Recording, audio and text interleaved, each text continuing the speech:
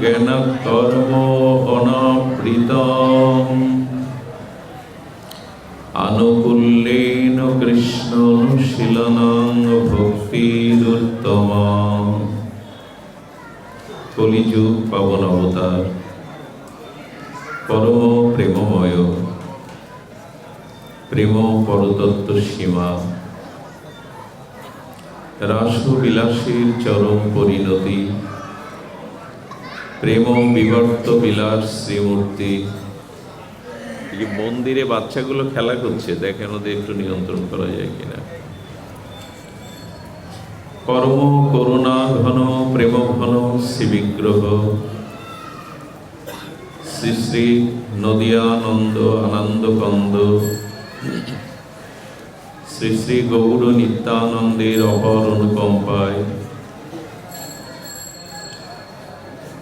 শ্রী শ্রী গান্ধার্বিকা গিরিধারীর অপর অনুকম্পায় মহিমায়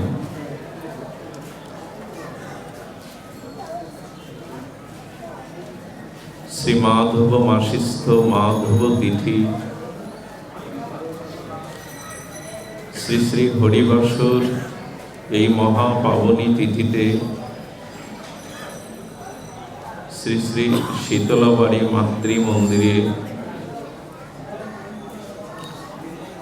পারলৌকিক প্রয়াতা আত্মকল্যাণার্থে উত্তর পুরুষগণের ঐকান্তিক শুভ প্রচেষ্টায় মানুষে আজকের এই পরম ভক্তিযজ্ঞের সুধা কথা যজ্ঞের আয়োজন। এই পরম আয়োজনে এই মহামহেন্দ্রক্ষণে এই অমৃতক্ষণে জীবনধন জীবন সর্বস্ব প্রাতঃস্মরণীয় পরম বন্দনীয় সদ্গুরু শ্রী ভগবান শ্রী শিল গুরু মহারাজের রাতুল আতুল পাবন পদার বিন্দে পরার্ধ কোটি দণ্ডবৎ প্রণতি। সমাগত বৈষ্ণব কুলতিলক আচার্য বর্য ভক্তজন সুধীজন সন্তজন মহতজন জ্ঞানীজন শ্রদ্ধাশীলা ধর্মশীলা ধর্মমূর্তি দেবীমূর্তি মাতৃগণ সকল ভক্তচরণে দিন অতি দিনে সশ্রদ্ধ দণ্ডবৎ প্রণতি। এই ধূপটা সরিয়ে দিন।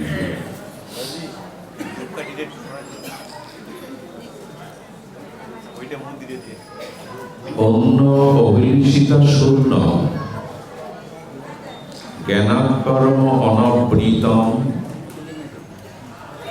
আনুকূল্যেন কৃষ্ণ অনুশীলনং ভক্তির উত্তমা।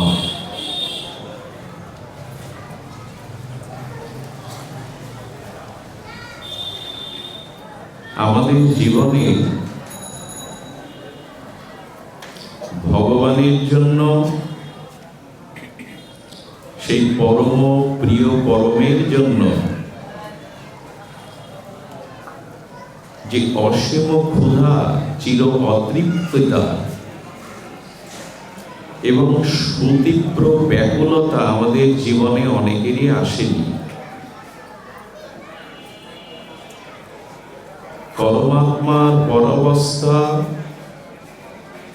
আমাদের জীবন সর্বস্ব,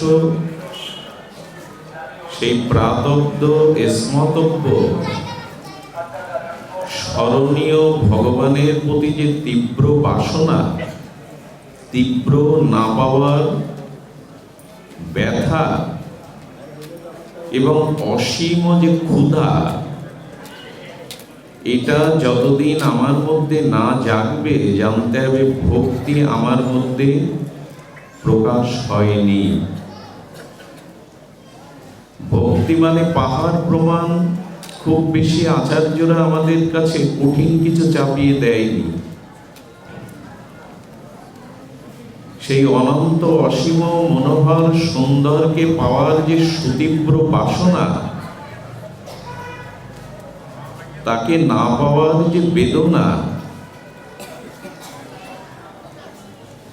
এবং ব্যাকুলতা যতদিন আমার মধ্যে না যাচ্ছে, জানতে হবে স্বতঃসিদ্ধ কৃষ্ণ প্রেম আমার মধ্যে এখনো প্রকাশ হয়নি।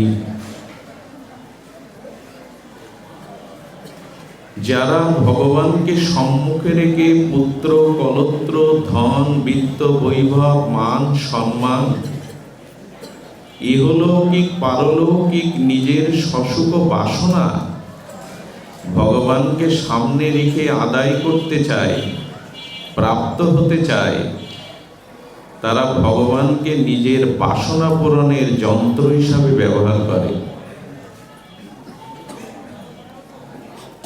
যারা পুত্র কলত্র ভোগ বাসনা ইহলৌকিক পারলৌকিক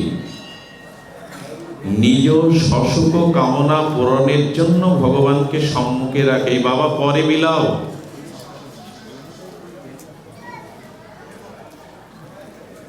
তারা একরকম বাসনা নিয়ে কামনা নিয়ে নিজের সসুখ বাসনা পরিপূরণের উতগ্র বাসনা নিয়ে যারা ভগবানের সম্মুখে আসে, বলেন তারা ভগবানকে নিজের প্রাপ্তির যন্ত্ররূপে ব্যবহার করে, সেখানে ভক্তির স্থান নাই। অন্ন অভিলিষিতা শূন্য, শ্রী ভগবানের অনন্ত মাধুর্য, তার সৌন্দর্য, এটি আস্বাদনের বা ভগবানকে প্রিয়তায় সুখ দেওয়ার ইচ্ছা ব্যতীত যখন নিজের কোনো সসুখ বাসনা চাওয়া মাঝখানে এসে দাঁড়াবে, প্রহ্লাদ মহারাজ বলেছেন এরা ধর্ম বণিক, ধর্ম ব্যবসায়ী। এই জন্য প্রথমেই শ্রদ্ধা ভক্তির প্রাথমিক পর্যায়ে গোস্বামীগণ হুঁশিয়ার করে দিয়েছেন,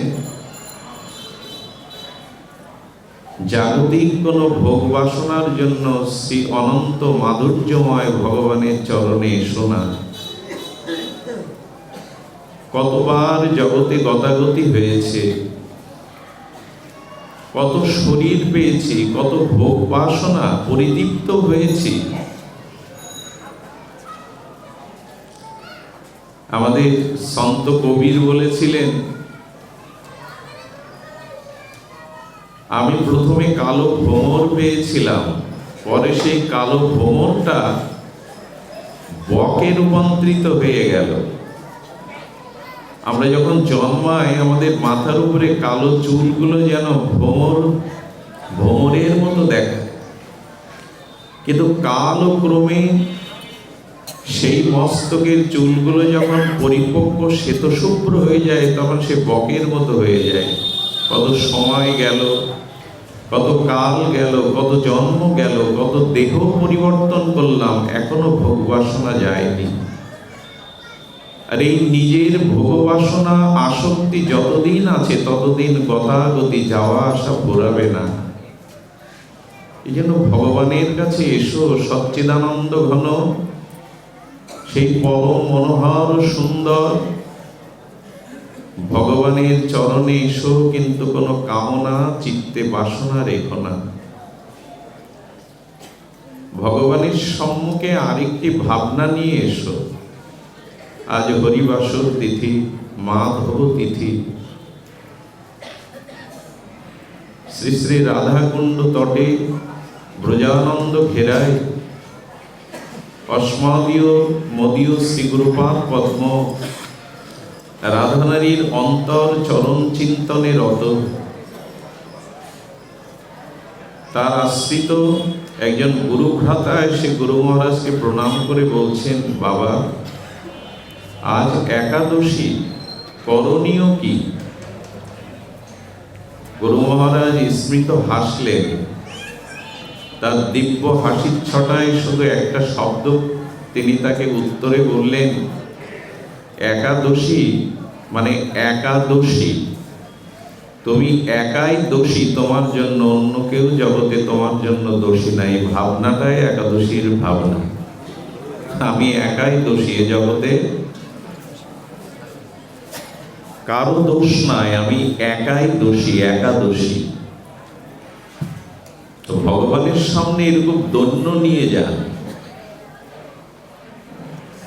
আর তার কাছে সসুখ বাসনা, কোন উপাধি প্রাপ্তি, অনন্ত ভোগবাসনা নিয়ে যাবেন না। তাহলে তীব্র বাসনা, তীব্র ক্ষুধা কোনোদিনই জাগবে না। পরমেশ্বরের প্রতি যে ঐকান্তিক অনির্বচনীয় একটা ঐক্য ভাব, তিনি আমার, এই যে অত্যন্ত গাঢ় মমতা, তিনি আমার, এটাই ভক্তি। ঈশ্বর পরাক্রম রতি, শ্রী ভগবানের প্রতি আমার যে একটা অনন্য গাঢ় মমতা, তিনি আমার, এটি ভক্তির সংজ্ঞা। তাকে আবদ্ধ করে নেওয়া, তাকে মমতায় আবদ্ধ করা, এদিকে আর হয় আমাদের? বহির্মুখ অনন্ত ভোগবাসনাময় আক্রান্ত চিত্ত, সেখানে চাওয়া পাওয়া ভোগ বাসনায় বিরাজ করে। এই জন্য ভক্তির প্রথম সূত্রই হলো, ইহকালে পরকালে তোমার কাছে কিছুই চাই না, একটি শুধু চাওয়া, যেন তোমায় সুখ দিতে পারি। প্রাণ ঢালা অনুরাগপূর্ণ সেবা দিয়ে যাতে তোমায় সুখী করতে পারি, এইটুকু। আমরা একটু এই প্রসঙ্গ আনলাম এই জন্য, বাবা লাগবে না, সেটি হলো, আচ্ছা জলের তৃষ্ণা আছে? পানীয় শীতল জলের কি তৃষ্ণা আছে? কিন্তু জলেরও তৃষ্ণা পায়। জলের তৃষ্ণা আছে মানে এই অনন্ত কোটি জীব নিচয়ের সমস্ত বাসনা যিনি পূর্ণ করেন, তিনি সচ্চিদানন্দ ভগবান। অনন্ত জীব নিচয়ের সমগ্র বাসনাগুলো পূর্ণ করেন স্বয়ং ভগবান। ভগবানের একটি বিশেষণে এসেছে, তিনি আপ্তকাম, পূর্ণকাম। সচ্চিদানন্দ পূর্ণ কৃষ্ণের স্বরূপ, তিনি আপ্তকাম। তার কোনো নিজ বাসনা নাই, তিনি নিজেতেই নিজে রমণ করেন। আনন্দ অন্যখানে ভগবানের ধার করতে হয় না, কারণ তিনি পূর্ণ, পূর্ণতর। বেদ ভগবান বলেছেন, ওম পূর্ণমদম পূর্ণমিদং পূর্ণাৎ পূর্ণমুদাচ্যতে পূর্ণস্য পূর্ণমাদায় পূর্ণমেবাবশিষ্যতে, সর্বপরিপূর্ণতর। কিন্তু সেই অনন্ত চাওয়া পাওয়া, অনন্ত বাসনা পূর্ণ ভগবানেরই কি কোনো তৃষ্ণা আছে?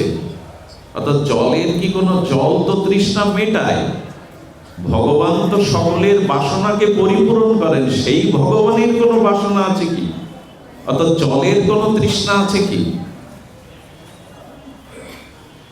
আপ্তকাম পুণ্যকাম সরল বিভু চৈতন্যময় ভগবানেরও কোনো তৃষ্ণা কি থাকে? বলো, ভগবানেরও একটি তৃষ্ণা আছে, জলেরও তৃষ্ণা আছে। ভগবানের সেই তৃষ্ণাটি কি জানেন?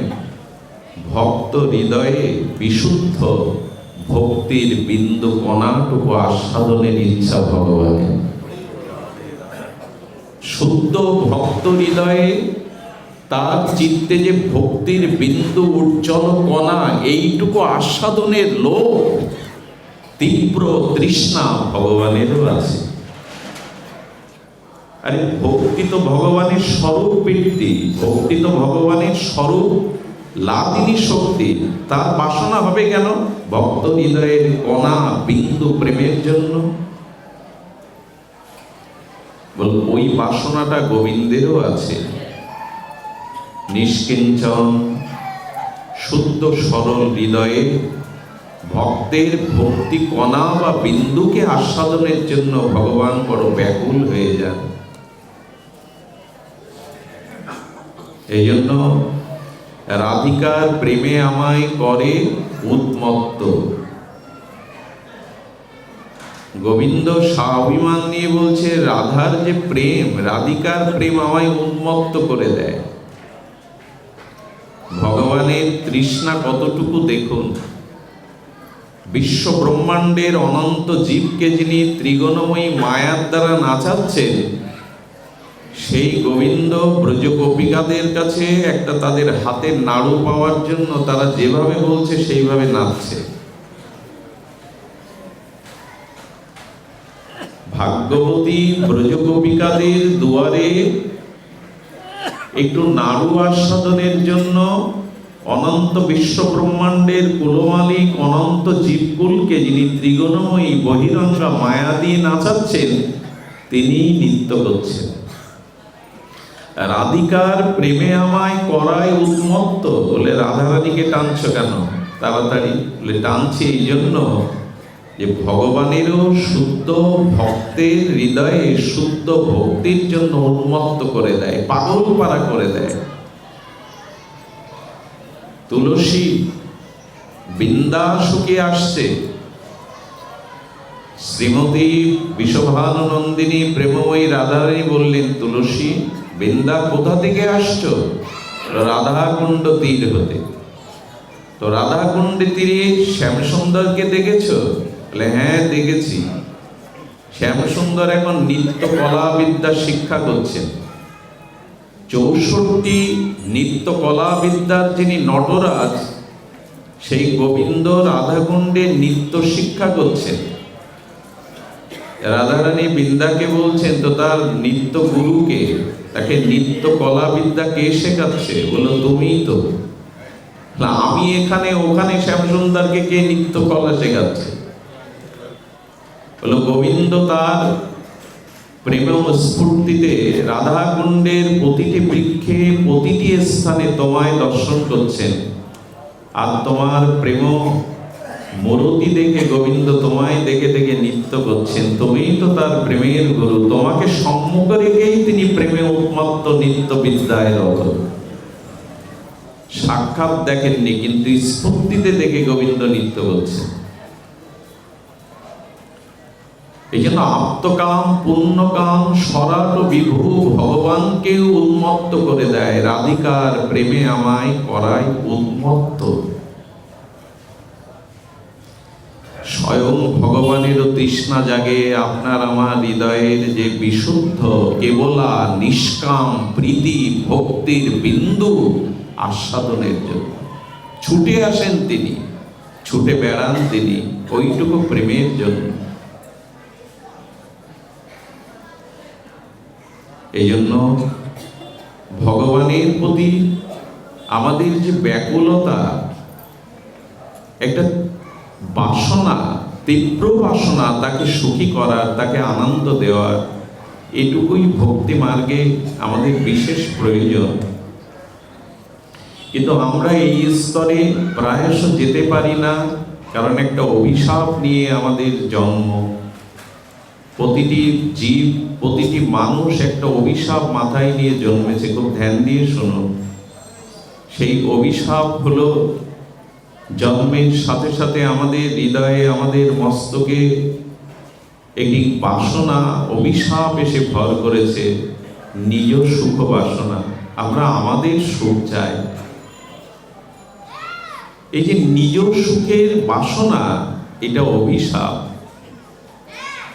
অপরকে সুখী আমরা কতটা করি জানি না, কিন্তু নিজে সুখী হতে চাই। এই নিজ সুখ পাওয়ার দ্বন্দ্ব সংঘাতে বর্তমান পৃথিবী দাবাগ্নির মতো জ্বলছে। অন্যকে সুখ দেওয়ার ভাবনা আমাদের মধ্যে প্রায়শ থাকে না।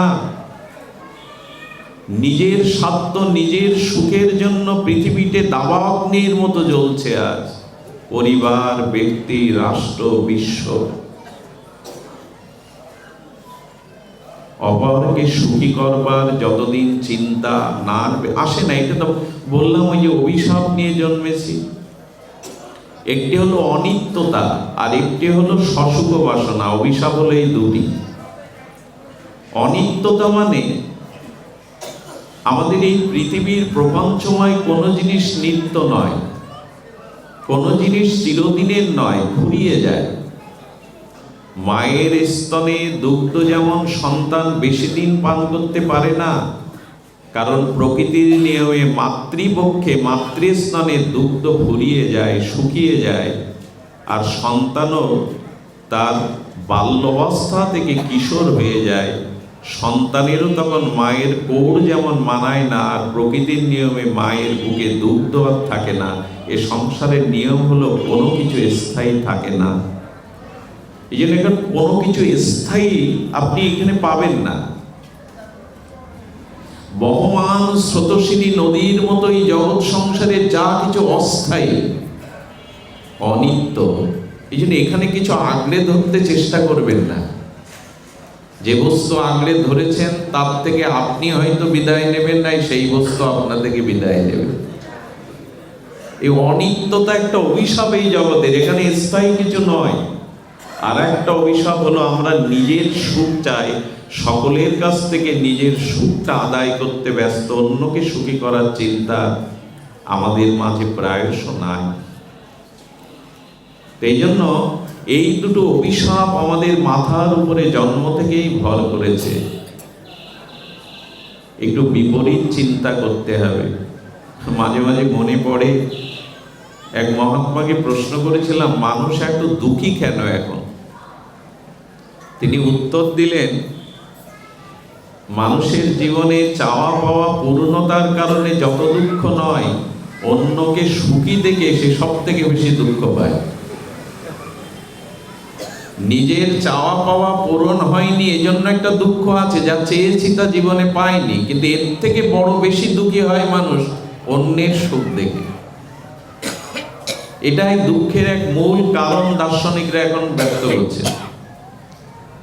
একজন 2 তলা সুরম্য একটা অট্টালিকা করেছে, আর একজন পথে প্রান্তরে থাকা হতচ্ছাড়া দরিদ্র হতভাগ্য, সে কোন রকমে পেপার টেপার দিয়ে তার 2 তলার একটা ছায়াতে ওইখানে বাস করে। যখন পেপারটা খুব গরম হয়ে যায়, তখন ওর থেকে ওই 2 তলার ছায়াতে এসে পুত্র কন্যা সে আনন্দ হিল্লোলে গল্পে আনন্দে কাটায়। 2 তলা থেকে মালিক দেখছে আমারই 2 তলার ছায়াতে বসে ও হাসছে, খেলছে, আনন্দের উচ্ছ্বাস বইছে তরঙ্গ। আরে আমার বাড়ি, আমার ছায়াতে আনন্দ ভোগ করছে, অত আমার সুখ নেই। এই দেখতে দেখতে বলছে, দাও 2 তলাটা ভেঙে দাও, ছায়া যেন ভোগ করতে না পারে। সেই হতদরিদ্র পথ প্রান্তরের মানুষটি বলল, তুমি ছায়া কেড়ে নিতে পারো, কিন্তু বৃক্ষের ছায়া বৃক্ষ কেড়ে নেবে না, বৃক্ষতলেই আমার শান্তি। আমরা অন্যের কল্যাণ না চাইলে নিজের কল্যাণ হয় না। এটি আমাদের অপরের কল্যাণই নিজ কল্যাণের প্রসূতি। মনে পড়ে তো কিছু কথা আছে, খুব সুন্দর দৃষ্টান্ত হয়ে দেখা যায়, সহজ হয় বুঝতে। দেবতার কাছে প্রার্থনা করে করে, তপস্যা করে করে দেবতাকে সন্তুষ্ট করেছে। দেবতা বলছে, বর নাও। প্রভু, যে অবস্থায় যেখানে আমার প্রয়োজনীয় আমি যা কিছু চাইবো, সে আশা আকাঙ্ক্ষা যেন পূর্ণ হয়। দেবতাও চালাক, দেবতার কম চালাক না। দেবতা বলছে, তোমার বর আমি দিতে পারি, যে অবস্থায় যে পরিস্থিতিতে তোমার কাম্য বস্তু চাইবে, তোমার প্রার্থিত বস্তু তুমি পাবে, কিন্তু তোমার পাশের বাড়ির তোমার থেকে ডবল হবে। রহস্যটা তখনও বুঝতে পারি, বলে আমার হলেই হলো। তো বর চেয়ে কুড়ে ঘরে ভাবছে ঘরটা 1 তলা হলে ভালো হতো, 1 তলা হয়েছে, কিন্তু সকালে উঠে চোখ ছানা বড়া, পাশের বাড়ির 2 তলা। এই তো না খাওয়া নেই, হৃদয়ে জ্বলছে মাৎসর্যে। তপস্যা করলাম আমি, ধ্যান করলাম আমি, দেবতাকে সন্তুষ্ট করলাম আমি, বর নিলাম আমি, আমার 1 তলা ও 2 তলা, আর ঘুম নাই। এরপরে সেই মাৎসর্যের যন্ত্রণায় জ্বলতে জ্বলতে বলছেন ওর ক্ষতি করার দরকার। তো যখন সম্পদ চাইলো, পাশের বাড়ির তার দ্বিগুণ সম্পদ হয়ে গেল, আরো জ্বালা বেড়ে গেল। মানুষের জীবনে শত্রুতা বাড়ে 2টো কারণে, লিখে নিন হৃদয়ে। মানুষের জীবনে শত্রুতা বাড়ে দুটো কারণে, মূল কারণ দুটো। যখন আপনার সম্পদ এবং সম্মান বাড়বে, যখন আপনার জীবনে সম্পদ এবং সম্মান আসবে, তখনই আপনার শত্রুতা বাড়বে। তো ওর সম্পদও পাশের বাড়ি বেড়ে গেল। একদিন তীব্র মাৎসর্যের যন্ত্রণায় কাতরে বলছেন, আমার একটা চোখ বন্ধ হয়ে যায়। তার মানে ওর কটা হবে? আমার একটা হলেও যদি দ্বিগুণ হয়, তো আমার একটা চোখ অন্ধ হবে। এর বলছেন অন্ধ তো ওকে করলাম, কিন্তু ওকে তো মেরে ফেলাই দরকার, শেষ করাই দরকার। বলছেন আমার বাড়ির সামনে বড় একটা কুয়ো হোক। ও তো মানে অন্ধ হয়ে গেছে, কুয়োয় পড়বে, ও দুটো কুয়ো হবে, চলতে গেলে পড়ে পড়বে।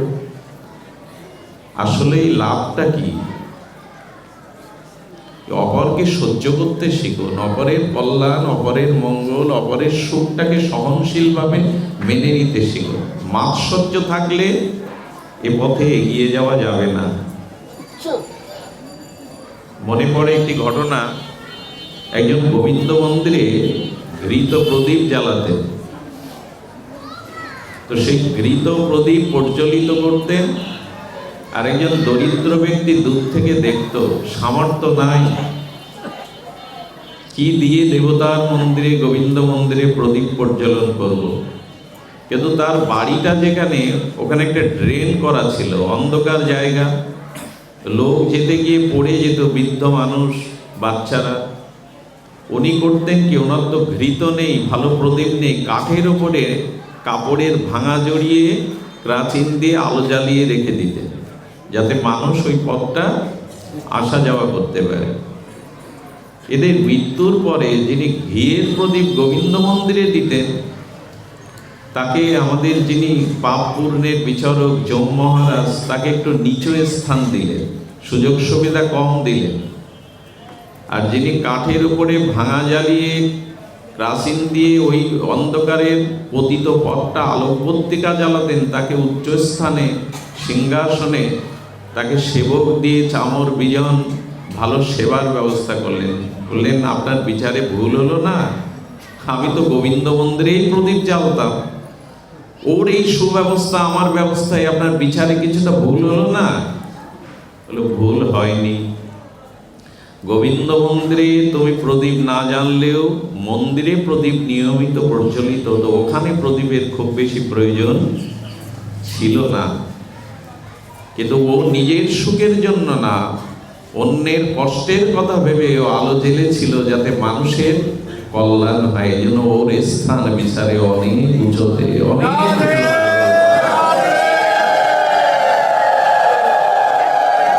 আমাদের সনাতন ধর্ম পরমাৎ সহিষ্ণু। পৃথিবীর ইতিহাসে সনাতনীরা, সনাতন ধর্ম পরমতকে, পৃথিবীর এমন কোনো ধর্ম নাই যে পরমতকে তারা এতটা মান্যতা দেয়। এই জন্য আমাদের উচিত হলো আমাদের চলার পথটা মসৃণ করা। ভক্তি অনেক উপরের জিনিস, কিন্তু প্রাথমিকতা হলো আমাদের মনুষ্যত্বটা, মানবতাটা, পরহিত চিন্তাটা আগে আসা। সেটা অন্যের কল্যাণের চিন্তা না এলে এ পথে চলা যাবে না।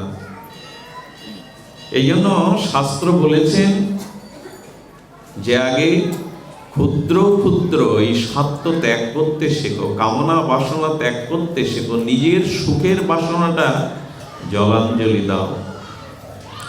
যদি তা দিতে পারো তখন কি হবে? তখনই তুমি ভক্তি পথের অধিকারী হবে। দেখুন, ভাগবত সঙ্গ করলে তিনটি জিনিস বা তিনটি বল, তিনটি শক্তি আমরা পেয়ে যাই। ধ্যান দিয়ে শুনুন। যখনই আমরা সৎসঙ্গ করি, ভাগবত সঙ্গে আসি, তখনই আমাদের তিনটি প্রাপ্তি আসে, তিনটি বল আসে। শ্রোতাদের আসে শ্রদ্ধা বল। এখানে অনেক মানুষ আছেন, আমি তাদের চরণেরও যোগ্য না, তাদের চরণের ধুলিরও যোগ্য না, কিন্তু কতটা শ্রদ্ধাশীল হয়ে, কত জ্ঞানী গুণী সজ্জন আপনারা নিচে বসে শ্রদ্ধার সহিত শুনছেন। শ্রদ্ধা কাকে বলে জানেন? একজন কথা বলছে আর আমি ঘন্টার পর ঘন্টা নীরবে সেই কথা শুনছি, এই যে আনুগত্যটা, এটা এই বলটা একমাত্র ভাগবতে এলে, সৎসঙ্গে এলে পাওয়া যায়। শ্রদ্ধাটা উপচয় হয়। এখানে ক্ষুধা তৃষ্ণার কথা, গৃহের কথা, আপনজনের কথা, বিনোদনের কথা ভুলে একজনের কথা শুনছেন নিচে বসে, এই শ্রদ্ধা বোধটা বিশ্ববিদ্যালয়ে পাবেন না, কোনো শিক্ষাঙ্গনে পাবেন না, একমাত্র ভাগবত সঙ্গেই পাওয়া যায়। আর শ্রদ্ধা না হলে তো এগোনো যাবে না। যার শ্রদ্ধায় আসেনি সে জ্ঞানের অধিকারী নয়, সে কোনো কিছু প্রাপ্তের অধিকারী না। শ্রদ্ধা হলো আধার, পাত্র। এটা না হলে কি নেবেন আপনি? আগে তো পাত্র চাই। দেখুন, কেউ যদি ঘি আনতে গিয়ে দানবীর ঘৃত দান করছেন, গব্য ঘৃত, কেউ যদি আঁচল পাতে, তো ঘি নিতে গিয়ে যদি আঁচল পাতেন তাতে বস্ত্রও নষ্ট, ঘিও। বলে যার শ্রদ্ধা নেই তাতে অমৃত ঢাললে কি হবে? দুটোই নষ্ট হয়ে যাবে। এই জন্য পাত্র চাই। সেই পাত্রটা এখানে এলে শিক্ষাটা হয় শ্রদ্ধা। আর কি আছে এখানে? যে ভাগবত কথা হচ্ছে, শাস্ত্র কথা। এই শাস্ত্র কথা কি করে? শ্রোতার শ্রদ্ধা আনে, আর বক্তার ভিতরে আসে জ্ঞান। হরি কথা, ভাগবত কথা স্বপ্রকাশ। এই প্রকাশ হতে হতে তার ভিতরে একটা দিব্য জ্ঞানের, একটা দিব্য জ্ঞান প্রকাশ হতে থাকে। জ্ঞান ছাড়া কি হরি কথা বলা যায়? বিশুদ্ধ জ্ঞান, শাস্ত্র জ্ঞান, আর এটা স্বপ্রকাশ ধরবে, প্রকাশ হতে থাকে। অর্থাৎ আমরা শ্রদ্ধা পাচ্ছি, জ্ঞান পাচ্ছি। আর শাস্ত্র কথা কি করে জানেন? শ্রোতা বক্তাকে ভগবানের সাথে মিলিয়ে দেয়, পরম প্রেমের সাথে একসাথে মিলিয়ে দেয়। এই তিনটি ক্রিয়া ভাগবত সঙ্গে একসাথে, এই তিনটি বল একসাথে পাওয়া যায়। শ্রদ্ধা, জ্ঞান এবং শাস্ত্র আমাদের পরম প্রিয় ভগবানের সাথে আমাদের মিলন ঘটিয়ে দেয়, তাকে আপন করে দেয়। কেন সাধু সঙ্গে আসবেন? আপনারা লক্ষ্য করবেন, গঙ্গায় স্নানের পরে পাপ বিধৌত হয়। সকলের হয় না, বিশ্বাস যার আছে, গঙ্গার মহিমা যিনি আছেন তার হয়। আচ্ছা, কেউ যদি দেহের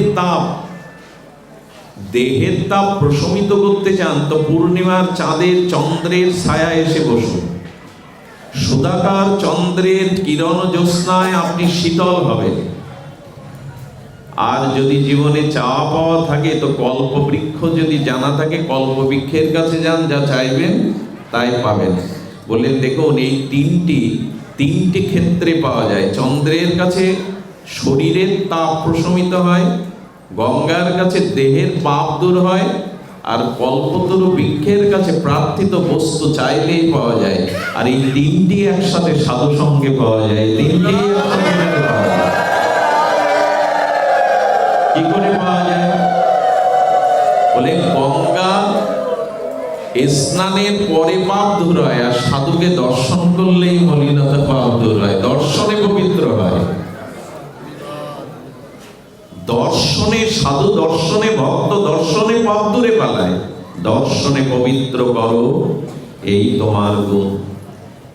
দয়াল নিতাই চাঁদ চিন্তামণি দাতা শিরোমণি করুণা ঘন ক্রোধ পরমানন্দ নিতাই বলেছিল জগায় মাধায়, একদিন তোদের এই নবদ্বীপে দর্শন করলে লোক গঙ্গা স্নান করে ঘরে ঢুকত।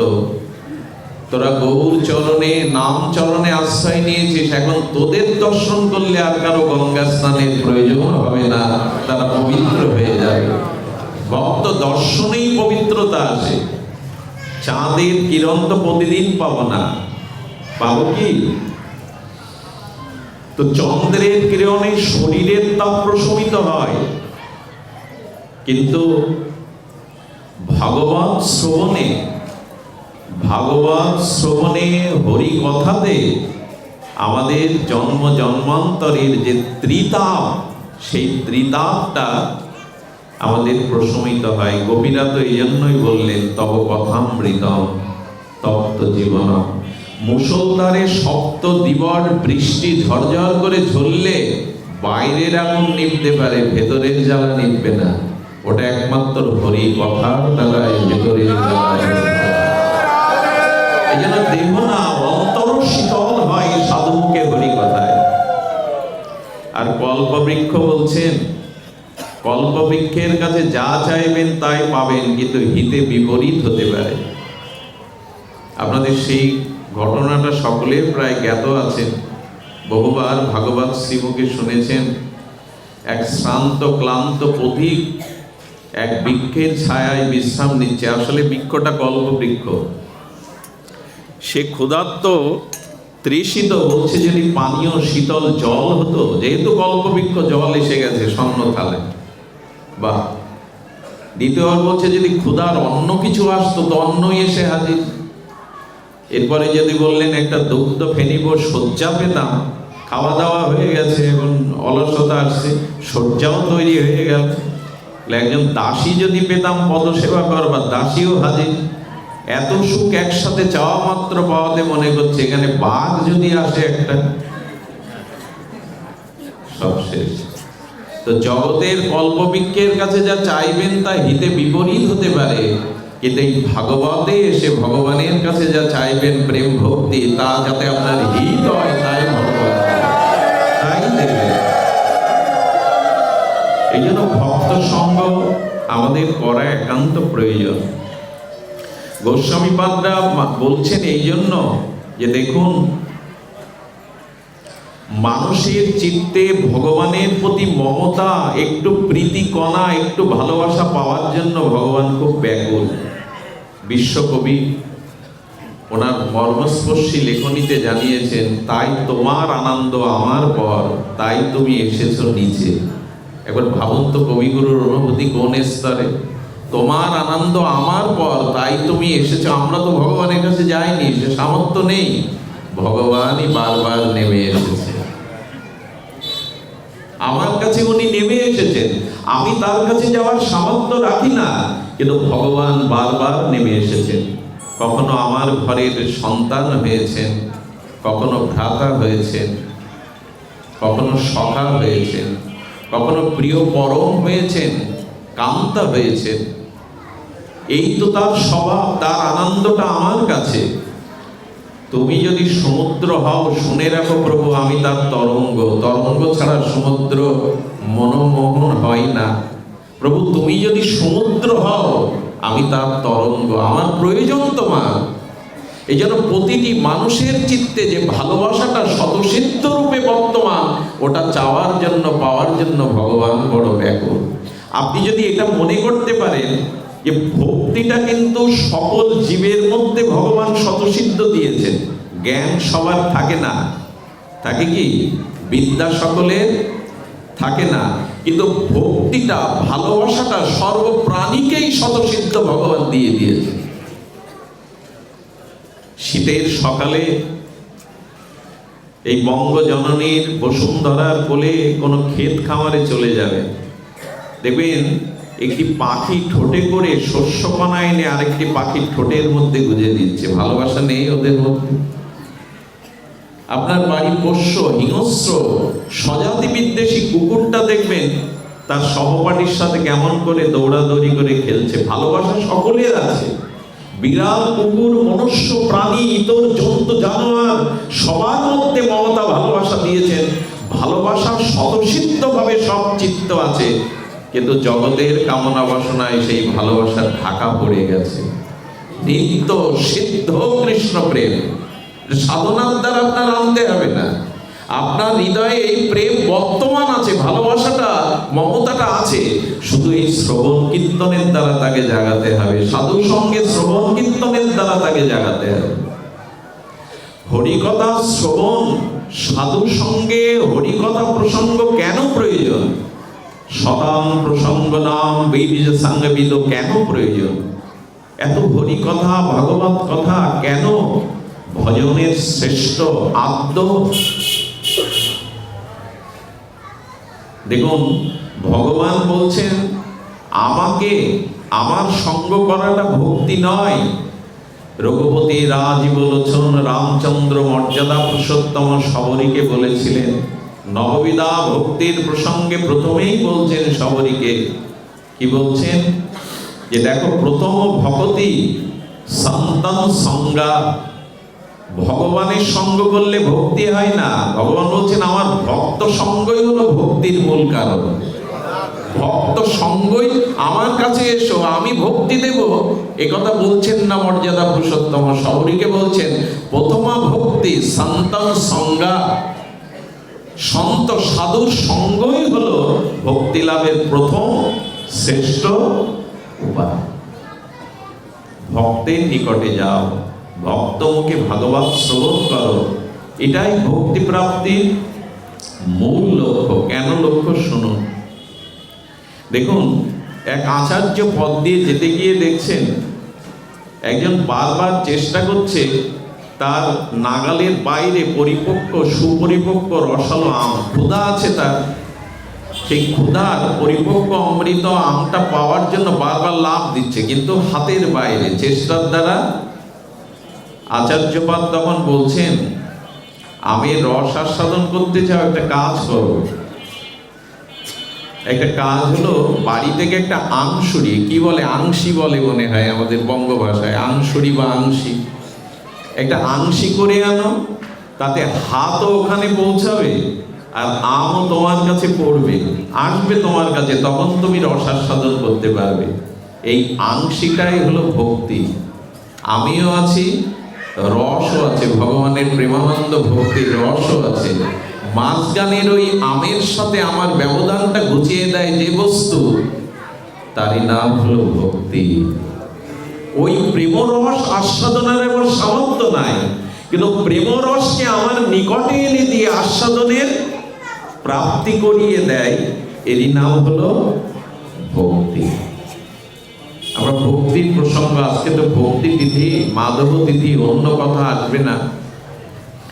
তো এই জন্য আপনাদের নিবেদন করব যে ওই ফলটা যেমন পরিপক্ক ফলটা আপনি হাতে পেয়ে যাবেন আংশিক দ্বারা, তেমন ভক্তি ভগবানকে টেনে নামাবে আপনার কাছে। ভক্তির এমন সম্মোহিনী ক্ষমতা, ভগবানকেই টেনে সেই রসকে, আনন্দ ব্রহ্মকে আপনার কাছে এনে দেবে। এই জন্য তো ভক্তির এত গরিমা, এত মহিমা। আর আমাদের যে ভক্তি, যে ব্রজ ভক্তি, সেটার স্থান আরো অনেক উঁচুই। দেখুন, ভক্তির দ্বারা গুরু মহারাজ আস্বাদন করেছেন। সন্দর্ভে জীব গোস্বামী এ প্রসঙ্গে লিখেছেন আমাদের ভক্তিটা আরো খুব গভীরের। ব্রজ ভক্তিটা কেমন জানে?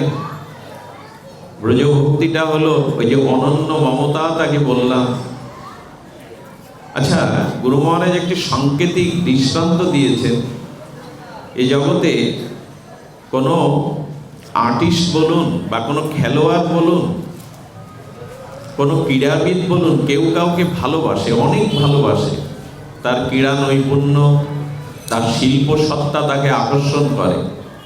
একজন বিশাল নৃত্য কলা বিশারদ শহরে থাকেন, তার নৃত্য কলাটা তিনি অত্যন্ত ভালোবাসেন, ভক্ত হয়েছেন, কিন্তু তার সাথে তার দেখা করার প্রবল ইচ্ছা। এক গুণীজন বললেন, তাকে এত ভালোবাসো, তার নৃত্য কলা এত তোমার মনে আর অনুরাগ সৃষ্টি করে, তো তাকে একবার দেখে এসো না, খুব ধ্যান দিয়ে শোনো। তো সে কষ্ট করে ঠিকানা জোগাড় করে দেখতে গিয়ে দেখে এখন সে বিশ্রাম নিচ্ছে। আয়নার বাইরে দিয়ে দেখলো উনি বিশ্রাম নিচ্ছে, বলে এইটুকুই আমার আনন্দ, তাকে দেখেছি। ফিরে এসে সেই বিজ্ঞ বলছেন, তাকে দেখে এসেছো? তাকে যে তুমি ভালোবাসতে, তাকে দেখে তোমার আনন্দ, আরো আনন্দ গর্বিত হয়েছে? বলে হ্যাঁ, দেখে তার মুখখানা দেখে আমি পরম আনন্দ পেয়েছি। বললেন না, তোমার আনন্দ হয়নি, কারণ ঘুমিয়ে থাকা প্রিয়জনকে দেখে যত আনন্দ, জেগে থেকে তার চলা বলা, তার হাস্য লাস্য, এগুলো দেখা আরো বেশি আনন্দ। তুমি আবার যাও। সেদিন গিয়ে দেখলেন উনি পায়চারি করছেন, উনি ওখানে বসে বন্ধুদের সাথে আড্ডা দিচ্ছেন, সেগুলো দেখে তার আরো প্রসন্নতা এলো। ফিরে এসে বললেন, আপনার কৃপাতে আমি আগের থেকে আরো বেশি তাকে কাছ থেকে দেখেছি, তার চলা বলা, কথা বলার ভঙ্গি, বন্ধুদের সাথে আড্ডা, বলে আনন্দের এখনো পরিপূর্ণতা হয়নি। তুমি গিয়ে তার অনুমতি নিয়ে, তুমি যে তার ভক্ত এই ভেবে ওই বন্ধুদের আড্ডার মধ্যে যদি ওনার সামনে বসতে পারো, তাহলে আনন্দটা আরো বেশি পাবে। আপনারা বুঝতে পারছেন আপনারা জ্ঞানীজন, শুদ্ধ ভক্ত, আমাদের স্তরটা কোথায় ঢুকতে হবে, আনন্দটা আসলে কোথায় পরিপূর্ণতা? ওই দুয়ারে দাঁড়িয়ে থাকতো, প্রার্থনা করলো, আপনার এই সভাসদগণের মধ্যে যদি আমাকে একটু বসবার অধিকার দেন, আপনার নিত্যটা দর্শন করার অধিকার দেন। এইভাবে গতাগতি করতে করতে বললেন, তুমি আর কি যাবে, আমার সাথে সাথেই নিত্য কলার যারা আমার সেবকবৃন্দ আছে তাদের একজন হয়ে যাও, নিত্য অনুশীলন করো। আচ্ছা, সেই নিত্য অনুশীলন করে ওনার সাথে রঙিন রঙ্গমঞ্চে যখন একসাথে নৃত্য করে, তখন তার আনন্দটা পরিপূর্ণতা পায় কিনা। তেমন ভগবান আমাদের সবার হৃদয়ে আছেন, কিন্তু সুপ্তভাবে। আত্মরূপে ভগবান অধিষ্ঠান আছেন, তাকে পাওয়াটা আনন্দের পরিপূর্ণ না। সাধুগুরুর কৃপায় আরো তার কাছে যান, আরো তার নিকটে যান ভজন সাধন দ্বারা। যেতে যেতে যেদিন ওই নিত্য লীলাতে, ওই ভগবান লীলাতেই তিনি, ব্রজ লীলাতেই তিনি সখা করে, প্রিয় করে আপনাকে নিয়ে নেবেন, সেই দিন আপনার আনন্দের পূর্ণতা হবে। কথাটা আমার বোঝানোর ক্ষমতা নাই। ভগবান আছেন এ জেনে লাভ কি? এটা সবাই জানে। ভগবান আছেন, আমার হৃদয়ে আছেন, এ জানাটা জানা না। ভগবানের নিকটে যান, তাকে দর্শন করুন, তার দিব্য লীলা মাধুর্য আস্বাদন করুন, তার নিজজন হয়ে, তার লীলা সঙ্গে হয়ে তার লীলারস আস্বাদন করুন। এই প্রাপ্তিটা মহাপ্রভু আমাদের দিয়ে গেছে। তাকে সখা রূপে আস্বাদন করো, তাকে পুত্র রূপে আস্বাদন করো, এমনকি তাকে প্রিয় জ্ঞানে, কান্তা প্রেমিক জ্ঞানে প্রেমিকা হয়ে তাকে ভালোবাসো। এই অধিকার মহাপ্রভু দিয়েছেন আমাদের। এই সংবাদটা সমস্ত সংবাদের ঊর্ধ্বে শেষ সংবাদ। এটা ব্রজ ভক্তি। তাকে একটা আপনত্বের বন্ধনে বেঁধে তার লীলাতে যুক্ত হয়ে যাও, আনন্দটা তো ওইখানে। আজ পর্যন্ত রাধারানীর এই নিত্য লীলাতে কজন গেছে জানেন? তার সংখ্যাটাও জগৎগুরু কবিকুল মুকুটমণি রসাচার্য রূপ গোস্বামী দিয়েছেন। 20,08,000 রাধারানীর সখী। কয়জন? ওনারা তো নিত্য সখী মঞ্জরি। এভাবে ভজন করতে করতে রাধারানীর নিত্য লীলাতে 20,08,000 জন পৌঁছে গেছেন। ওর মধ্যে আপনার অধিকার আছে, যদি আপনি রাধারানীকে সর্বস্ব দিয়ে ভজন করেন, আপনিও সেখানে যেতে পারেন। আমি কোনো ভ্রান্ত সংবাদ আপনাদের দিচ্ছি না, এই অধিকার আপনার আমাকে মহাপ্রভু দিয়ে গেছেন। এই অধিকার মহাপ্রভু আপনাকে আমাকে দিয়ে গেছে। আপনি করি আস্বাদনে শিখাইল জগৎজনে, প্রভু চিন্তামণির প্রভু ধ্বনি। নাহি জানে স্থানাস্থান, যাকে তাকে কইল দান, মহাপ্রভু দাতা শিরোমণি। এই রাগ ভক্তি, এই ব্রজ ভক্তি, আজকের পরিবেশটা খুব শান্ত, এই জন্য এই প্রসঙ্গটা এলো।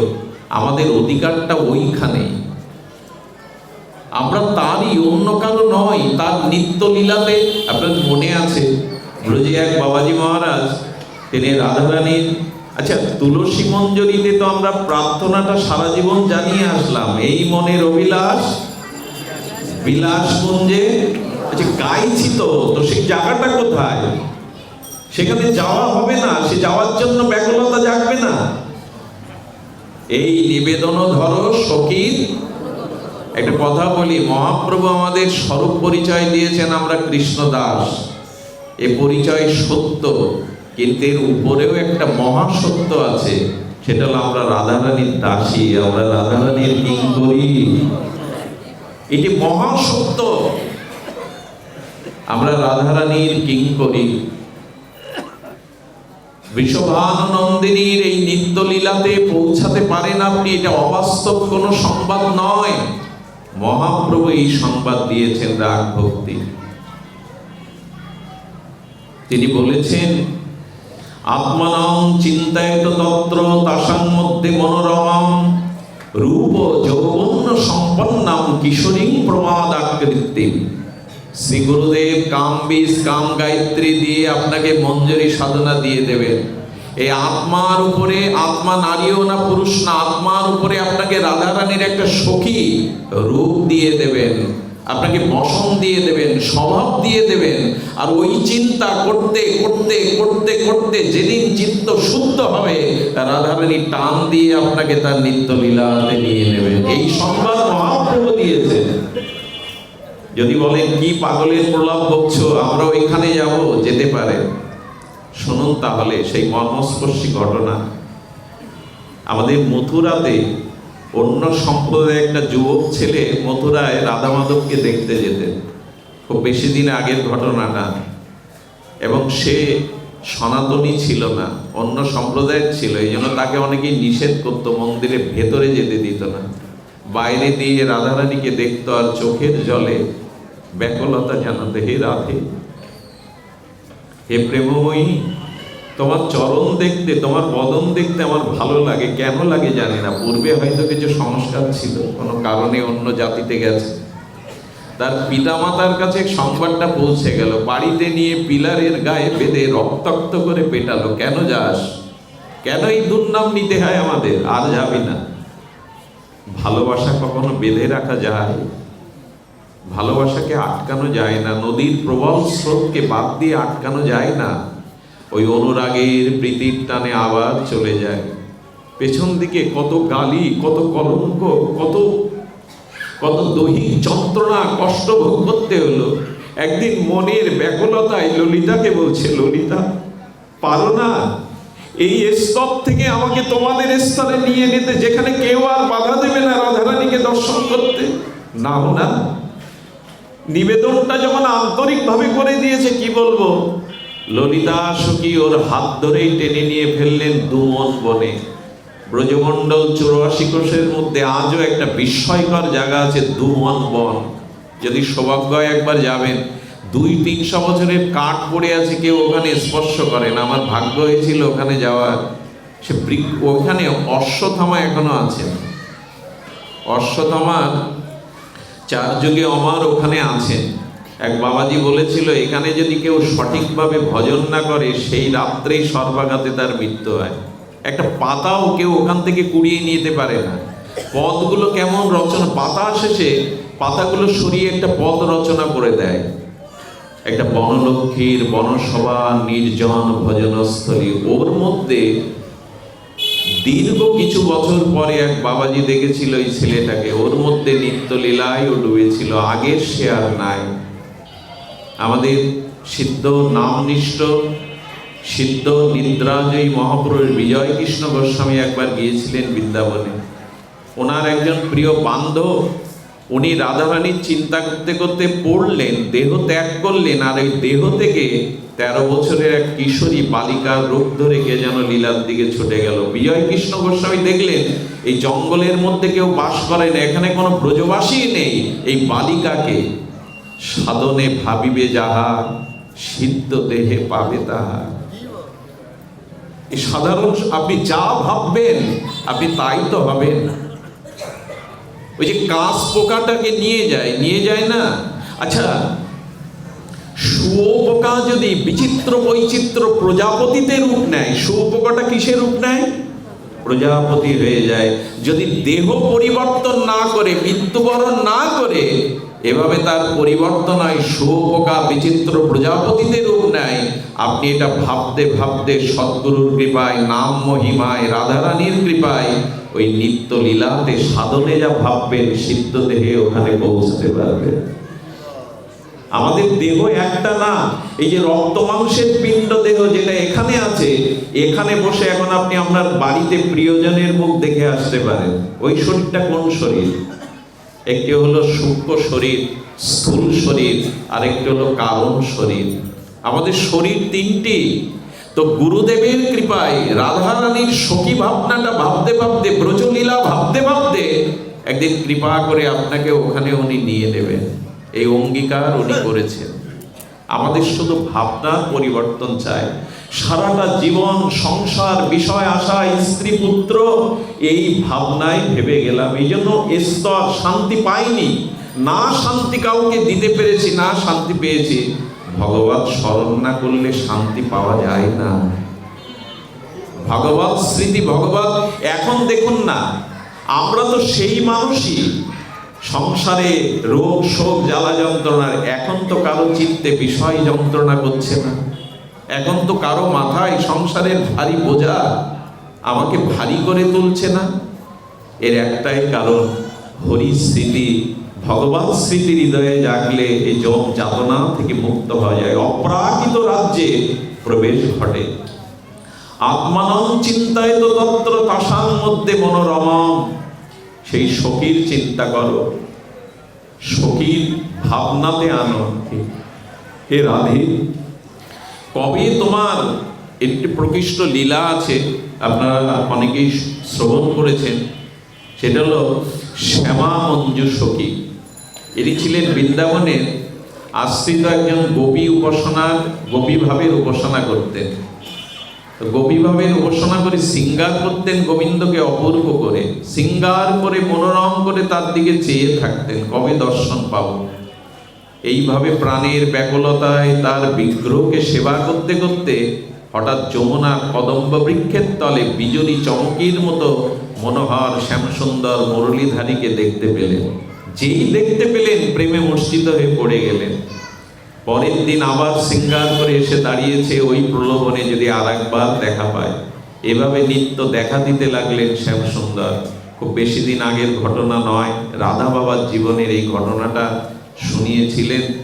উনি কি করতেন, এইভাবে দেখতে দেখতে শ্যামসুন্দরকে দেখেন, তখন আর মূর্ছা যান না, নয়ন ভরে সেই অপরূপ সৌন্দর্য মাধুর্যের পরকাষ্ঠা ত্রিভঙ্গ ঠাম অরিন্দম সুন্দর ব্রজনাথকে নয়ন মনে দেখে আপ্লুপ্ত হয়ে যায়, ভাবে বিভোর হয়ে যান, কিন্তু হাতে যে কিছু নেই তাকে সেবা করবে। যমুনার কাছে গিয়ে ঝরঝর করে কাঁদছে, যমুনে আমার প্রিয় পরমকে আমি একটু শৃঙ্গার করতে চাই, সাজাতে চাই, কিছুই তো নাই। যমুনা প্রকাশ হয়ে একটা পীত বসন দিয়ে দিলেন। ওই বসনটা শ্রী গোবিন্দকে দর্শন করে স্বাদ হলো তাকে শৃঙ্গার করবার। ভালোবাসলে তাকে হাতে করে সেবা করতে স্বাদ হয়। ভালোবাসার দুটো লক্ষণ, এই দুটি লক্ষণ না থাকলে জানবেন ভালোবাসা আপনার ভিতরে জন্মায়নি। সে জাগতিক হোক আর পরমাত্মিক ভালোবাসা, ভালোবাসার দুটো লক্ষণ, তার কথা সর্বদা তার মনে পড়বে, মনে জেগে থাকবে তার কথা, আর হাতে করে সেবা করতে খুব স্বাদ হবে তাকে। তো পীতবরণধারী শ্রী গোবিন্দ অরিন্দমকে সেই বসন দিয়ে যখন সাজালেন, সেই অপরূপ সজ্জায় খুশি হয়ে গোবিন্দকে একটা তাম্বুল দিয়েছিলেন, পান। সেই পানটা অর্ধ চর্চিত চর্বণ করে গোবিন্দ একটু প্রসাদী করে তার হাতে দিয়েছিলেন। কিন্তু হাতে পাওয়ার পর চিন্তা করছেন, তোমাকে পাওয়াটা পাওয়া নয়, যদি বিষভানু নন্দিনী কিশোরীর সাথে তোমাকে পেতাম, তোমাকে পাওয়াটা তো পাওয়া নয়, তোমাকে পাওয়াটা পাওয়া নাই। একা গোবিন্দকে দর্শন করা গোবিন্দ দর্শনের পূর্ণতা নয়। তো মার্মিক একটা কথা বলি, এক গোবিন্দকে দর্শন করাটা গোবিন্দ দর্শনের পরিপূর্ণতা নয়, যুগল দর্শনই হলো পরিপূর্ণতা। গোবিন্দ, তুমি ভুবন মোহন হতে পারো, তুমি মদন মোহন হতে পারো না যদি বামে শ্যামা শ্যামা না থাকে, রাধা রানী না থাকে। তুমি ভুবন মোহন, এতে কিছু যায় আসে না। তুমি বিশ্বমোহন, ভুবন মোহন, এতে কিছু আসে না। কিন্তু তুমি মদন মোহন হতে পারবে না যদি বামে রাধা রানী না থাকে, বৃষভানু। এই জন্য শ্রীদাম বৃন্দাবন যুগল ভজন ধন মোহে করালো উপদেশ। আমাদের ভজনটা তো যুগলেরই। রঘুনাথ দাস গোস্বামীকে বলছেন, রাধা রানী আমি কৃষ্ণ এনে দিচ্ছি, কৃষ্ণকে নাও। বললো কপটিকে নিয়ে কি করব, তুমি যদি না সরাই কৃষ্ণকে পেয়ে আমি কি করব। এই জন্য আমাদের ভজনটাই যুগলেরই, মাধুর্য ভজন আমাদের। এই সংবাদটা যদি বলেন এত কথা থাকতে পরিবেশ পরিস্থিতি বর্তমান প্রেক্ষাপট এত দূরে চলে যাচ্ছ কেন, এ কথা যদি সারা জীবনেই না শুনলাম, এ কথার যদি চর্চাই না করলাম, তবে মহাপ্রভুর মহা অবদানটা আমরা জানতে পারবো না। এটা জানাবার কথা আমাদের। আমাদের ভজনটাই যুগ উপাসনার, মহাপ্রভু এসে সেটাই জানিয়ে গেলেন। তো ওই মঞ্জুসা বাবা হাতে পানটা চর্বিত চর্বণ গোবিন্দের অধরামৃত পেয়ে ভাবছেন রাধারানী সব থেকে সন্তুষ্ট হয় যদি গোবিন্দের অধরামৃত পায়। ওইটা যত্ন করে রেখে দিয়েছে। পরের দিন যখন শ্যামসুন্দরকে দর্শন পেয়ে লুটিয়ে পড়েছে, বললে জীবনে কখনো কিছু চাইনি শ্যাম, চাওয়া পাওয়ারও কিছু নাই, তুমি কৃপা করে চরণ দর্শন দিয়েছো, কিন্তু একটা চাওয়া তোমাকে প্রার্থনা পূর্ণ করতেই হবে, বলে দাও ঠাকুরানী কোথায়, বলে দাও ঠাকুরানী কোথায়, আমি একবার অন্তত তাকে একটু সেবা করতে চাই। দেখুন, গোবিন্দকে পেয়েও তার তৃষ্ণা মেটেনি, পরিপূর্ণতা আসেনি। গোবিন্দ বললেন তার সন্ধান মাঝে মাঝে আমিও পাই না, ব্যাকুল হয়ে খুঁজে বেড়াই, তবে আমি যখন যাই তুমি আমার পিছু পিছু যাবে। সেই নিকুঞ্জ প্রেম মন্দিরে গোবিন্দ প্রবেশ করলেন। দুয়ারে দাঁড়িয়ে ললিতা, বিশাখা, সখী মঞ্জুরিদের দেখেই ওখানে মূর্ছিত হয়ে পড়লেন। এত অপরূপ তারা, এত মাধুর্য তাদের। পরের দিন সেই রাধারানীকে দর্শনের সৌভাগ্য হলো না, সেই দুয়ার ভেতরে তার প্রবেশ হলো না, সখীবৃন্দকে দেখেই উনি মূর্ছিত হয়ে পড়ে রইলেন। পরের দিন গোবিন্দ বলছেন তাকে তোমার সেবাটা দিয়েছো? বললো দিতে পারেনি, তার কাছে পৌঁছাবার সাহসই হলো না, সখীদের থেকে আমি বিমোহিত পড়ে গিয়েছিলাম, বললো আজকে দেখা করবে। পরের দিন যখন রাধারানীর চরণে পৌঁছালো, রাধারানী ডেকে নিয়ে বলছে এত সংকোচ কেন, আমার প্রিয় পরমকে যারা এত ভালোবাসে তারা তো আমারই মতো, এসো আমার কাছে এসো, যারা আমার প্রাণ বধূকে ভালোবাসে তারা আমারই তো, তারা আমারই তো, তারা আমার জন্য, এসো। রাধারানী বুকে নিয়ে নিলেন। রাধারানী বুকে নিয়ে বলে আশীর্বাদ করলেন, এই অধরামৃত আমাকে দিয়েছো, এতে আমি তোমার কাছে ঋণী হয়ে থাকলাম। এইটুকু একটু ভালোবাসা, একটু অকৃত্রিম সরল প্রীতি ভালোবাসা তাকে দিয়ে দেখো। এই জগতের মাঝেই সেই ধাম চিন্তা, সেই লীলা চিন্তা আপনাকে আমাকে নিয়ে যেতে পারে। এখানে বসেই সেটা সম্ভব।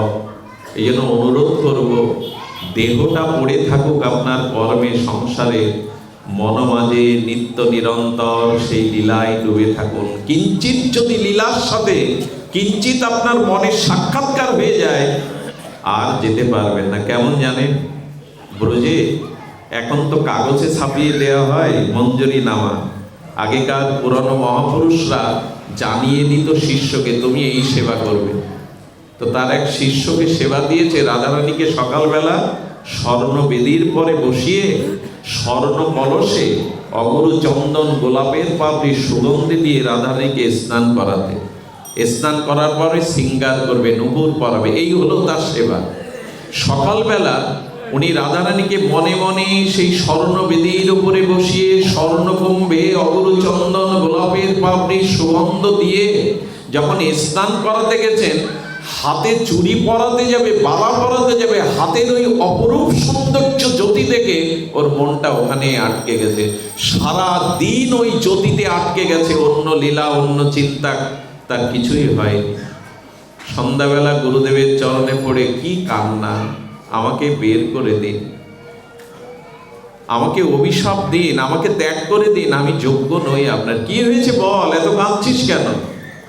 বললো সকালবেলা শৃঙ্গার করতে গিয়ে ওই হাতের সৌন্দর্য থেকে আমার মন আটকে গেছে, আমি অন্য লীলা, অন্য ভাবনা ভাবতে পারিনি। কি সেই জ্যোতি, কি সেই আভা, ওখানেই মনটা আটকে আছে। গুরুদেব বুকে তুলে নিয়ে বললেন, আজকে তো লীলা স্মরণ সার্থক হলো, তুই কৃপা পেয়েছিস না। ওরা ভাবতে ভাবতে কখনো আপনার মনে একটা দিব্য আভা, দিব্য অনুভূতি আসবে, তখন আর অন্য কিছু ভালো লাগবে না। আমাদের মনটা না বিষয় বাসনার ভাবনা ব্যস্ত, এখানে লীলাকে দিন, স্মরণকে দিন। সাধন স্মরণ লীলা ইহাতে না করো হেলা। এই লীলা চিন্তনটা তো জানতে হবে। এই লীলা চিন্তন যদি করতে পারেন, ওইখানেই আপনার চিত্ত বিমোহিত হয়ে যাবে। বাইরে যন্ত্রের ন্যায় কর্ম করতে হয়, টাকা রোজগার করতে হয়, ব্যবসা চাকরি করতে হয়, কিন্তু মনে মনে মনে মনে ওই লীলা চিন্তনে আবিষ্ট থাকুন। এটাই সব থেকে প্রকৃষ্ট উপায়। আমরা তীর্থে বাস করতে পারবো না, আমাদের ধাম বাস কারো ভাগ্যে আছে, কারো ভাগ্য নাই। এই সংসারের মধ্যে থেকে ওই চিন্তায় একটুখানি প্রেম ভক্তি চন্দ্রিকাটা পড়ুন। একটু লীলা স্মরণ গুটিকাটা দেখুন।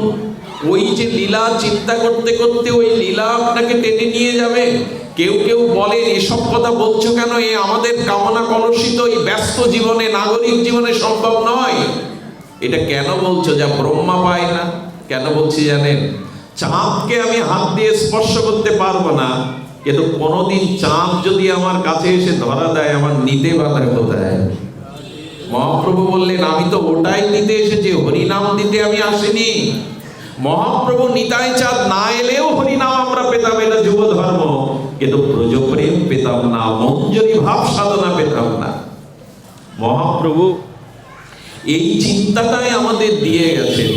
তো আপনাদের কাছে নিবেদন করব, নিবেদন আর কিছু না, এই লীলা চিন্তনটি যেন আমাদের চিত্তে আসে। আমি ছোট একটা জিনিস আপনাদের উপহার স্বরূপ এনেছি, যদি গ্রহণ করবার মতো আপনাদের একটু মানসিকতা থাকে। কাউকে ভালোবাসতে গেলে, কাউকে মন দিতে গেলে তার কিছু গুণাবলী লাগে। গুণ ছাড়া কেউ কারো প্রিয় হয়? আর প্রিয়তা না এলে কেউ কারোর গুণ দেখে? যেখানে প্রিয়তা সেখানে দেখবেন গুণ দর্শন আছে, আর যেখানে গুণ দেখেন ওখানে প্রিয়তা আসবে। যেখানে কোনো গুণ দেখতে পান না ওখানে প্রিয়তা আসবে না। যেখানে প্রিয়তা নাই ওখানেও কোনো গুণের উপস্থিতি আপনি টের পাবেন না। আচ্ছা, মা সন্তান প্রসব করেছে, কুৎসিত, কদাকার, বিকালাঙ্গ, কদাকার দেখতে। সেদিন ছিল পূর্ণিমা। তা পূর্ণিমা চাঁদ দেখে যদি প্রতিবেশিনী কেউ ওই মাকে বলে তোমার খোকা কুৎসিত, তার আকাশের চাঁদ কত সুন্দর, মা মানবে তো? মা কি এ কথা মানবে? মা বলবে আকাশের চাঁদকে ধিক্কার, আমার খোকার মুখটা চাঁদের থেকেও সুন্দর। কারণ কি? কারণ আপন করে নিয়েছে। নারীর টান তো, যার প্রতি আপনত্ব থাকে তার ভিতরে গুণ দর্শন আছে, আর যার গুণ দেখা যায় তার প্রতি প্রিয়তা আপনি থেকে আসে। তো আমরা রাধারানীর 25টা গুণ একটু আজ খুব সংক্ষিপ্ত করে শুনেই পাঠ বিশ্রাম দেব। কটা গুণ? রাধারানীর অনন্ত গুণের মধ্যে মহাপ্রভু নিজে মুখে 25টা গুণের বর্ণনা করেছেন। আসুন আমরা একটু সামান্য স্পর্শ করে যাই। এটি ব্যাখ্যা করতে তো এক একটা গুণের মহিমা মহাত্মারা এক এক দিন ব্যাখ্যা করে শেষ করতে পারেননি। তার মধ্যে এইটুকু বলবো, যাহার সৌভাগ্য গুণ বাঞ্ছে সত্যভামা। রাধারানীর সৌভাগ্য গুণ সত্যভামা বাঞ্ছনা করছেন। যার ঠাই কলা বিলাস শিখে ব্রজ রামা। গোপিকারাও যার কাছে কলা বিলাস শেখেন, সত্যভামা রূপকিনীও যার কাছে গুণ চান তিনি রাধারানী। যার সৌন্দর্যাদি গুণ বাঞ্ছে লক্ষ্মী পার্বতী। রাধারানীর গুণ সর্বদা অবিলাস প্রার্থনা করে পার্বতী এবং লক্ষ্মী দেবী। এগুণ নাই। লক্ষ্মী দেবী রাসে প্রবেশের তিনি অধিকারী হননি, রাসে প্রবেশ করতে পারেননি লক্ষ্মী। উনি বৈকুণ্ঠ বিলাসিনী, কিন্তু ব্রজে ওনার এ অধিকার নাই। রাধারানীর এমন গুণ যে রাধা ছাড়া রাস হয় না। রাধাকে বাদ দিয়ে দিন। এই জন্য কেউ রাসেশ্বরী রাধারানীকেই বলা হয়, রাসেশ্বর কৃষ্ণকে বলা হয় না। রাস মঞ্চ হতে যদি রাধারানী অন্তর্ধানে হন, সর্বলীলা মুকুটমণি রাস থমকে দাঁড়াবে। গোবিন্দের চালিকা প্রেম শক্তি এই লাদিনী, তিনি ছাড়া গোবিন্দের মাধুর্য রাস থমকে দাঁড়ায়। এই জন্য তার গুণাবলী পার্বতী লক্ষ্মী দেবীও বাঞ্ছা করেন। যার পাতিব্রতা ধর্ম বাঞ্ছে অরুন্ধতী। বশিষ্ঠ দেবের সহধর্মিনীর নাম অরুন্ধতী। তার থেকে সতী এই জগতে বিরল। সেই অরুন্ধতীও যার কাছে সতীত্ব বাঞ্ছনা করেন। যার সদ্গুণ বর্ণনের কৃষ্ণ না পান পার। এই শব্দটা মনে হয় আপনাদের হৃদয়ে যদি লিখে নিতেন। যার গুণ মহিমা কৃষ্ণ না পান পার, কৃষ্ণ পার পান না যার গুণে, তার গুণ বর্ণিবে মানুষ কোন ছাড়। আমার মতো নর্দমার কীটের পক্ষে সম্ভব? যা গোবিন্দও পার পান না যার গুণ, তার বর্ণনা কে করবে? তো মহাপ্রভু কৃপা করে রাধারানীর 25টা গুণের কথা বলেছেন। আমি 2-3টা হয়তো বলতে পারবো। সময়ের দিকে তাকিয়ে আমরা এইটুকু আস্বাদন করব। রাধারানীর প্রথম গুণটা হলো তিনি মধুরা, মধুর। প্রথম গুণটা হলো মধুর। তার 25টি গুণের মধ্যে 25টি গুণ রাধারানীর নয়, অনন্ত গুণ। সেই অনন্ত গুণের মধ্যে প্রথমটি হলো মধুর। মধুর মানে একটা স্নিগ্ধ মিষ্টতা। এর ব্যাখ্যা আমার কাছে তো নাই, কি বলবো। রাধারানী এত মধুরা এবং এত এত মিষ্টতা তার মধ্যে যে রাধা নামটা নিলেই গোবিন্দ থমকে দাঁড়ায়। নাম, ভগবানের নামে সব মহিমা, কিন্তু রাধা নামের বা রাধার মধুরিমা, তার হাস্য, লাস্য, বলন সকল কিছু মধুর থেকে মধুরতর। এই মধু আস্বাদিত অধীশ্বরে রাধারানী মধুরা। তার মধুর কথা কি বলবো, যেখানেই তিনি দাঁড়ান সেই জায়গাটায় মধুময় হয়ে ওঠে, সে জায়গাটায় আনন্দ নিকেতন হয়ে ওঠে।